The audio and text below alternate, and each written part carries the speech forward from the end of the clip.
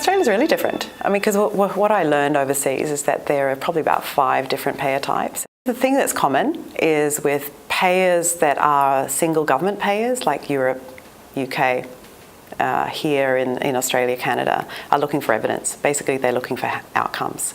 And as an industry association, we need to continue to develop skills in developing the right evidence that payers want.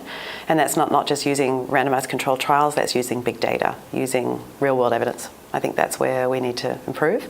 And Australia's actually quite good at that.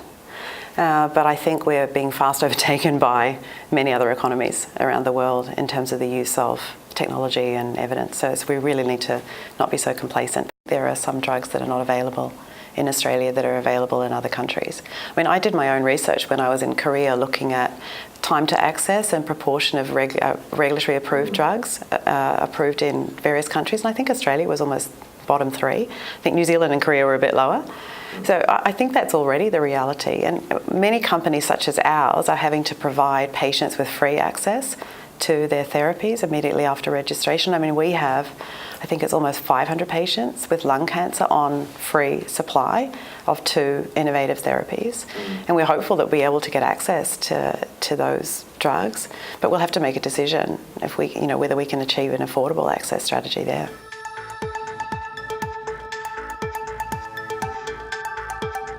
The industry needs to be more big picture, more strategic about this.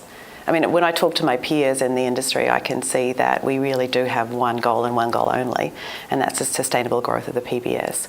Yet when you see us acting, it doesn't seem like that. We tend to be a bit defensive, a bit tactical in our approach. When I talk to various representatives from the Department of Health, what I hear is they want to see the PBS getting back to sustainable growth, similar to other areas of the health spend. I've got to believe that.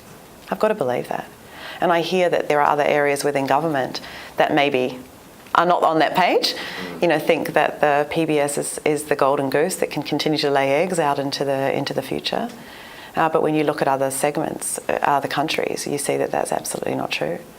When I look at my counterparts in New Zealand, and I'm responsible for New Zealand as well, and my family live there, it's a crime, actually, the level of access to modern therapies that is not available to New Zealanders. I mean, just an example, diabetes treatments. They've got the oldest treatments that were introduced 30 years ago available to Kiwis. And there's huge rates of diabetes there in New Zealand. So I can imagine that the hospitals are groaning with Kiwis with chronic kidney disease or eye disease as a result of their diabetes. That's just not right.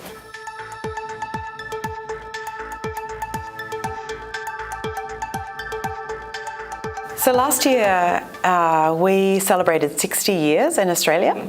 We're really proud of the fact that we've been here for 60 years with a similar footprint, but growing. We have a commercial organisation, which is a bit smaller than what it was.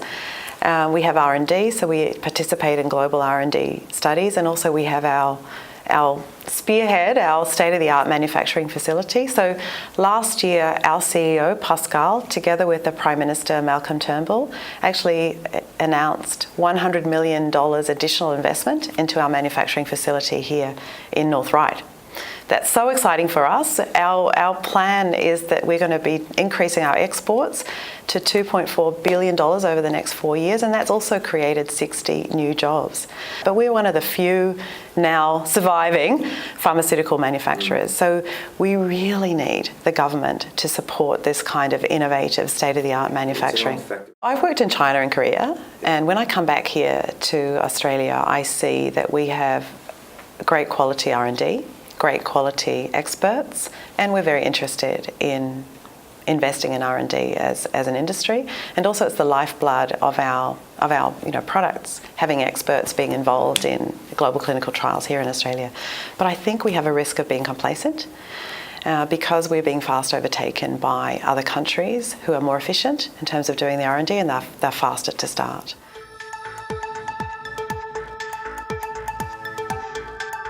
Everybody says to me, you're our first female country president. And of course that makes me feel very proud. But I believe I got here not because I wear a skirt some days, but because of my own merits. And actually when I look up to various role models and mentors that I've had in my career, you know, not all of them are women. I've got a lot of great male mentors and role models. I mean, I believe in diversity for sure, but actually as an industry, I don't think we have a real problem in that. I think we've got a lot of very strong, effective female leaders across our industry. I think in diversity at its broader sense, diversity of experience, diversity of opinion, diversity of background, I think that's actually even more important than gender.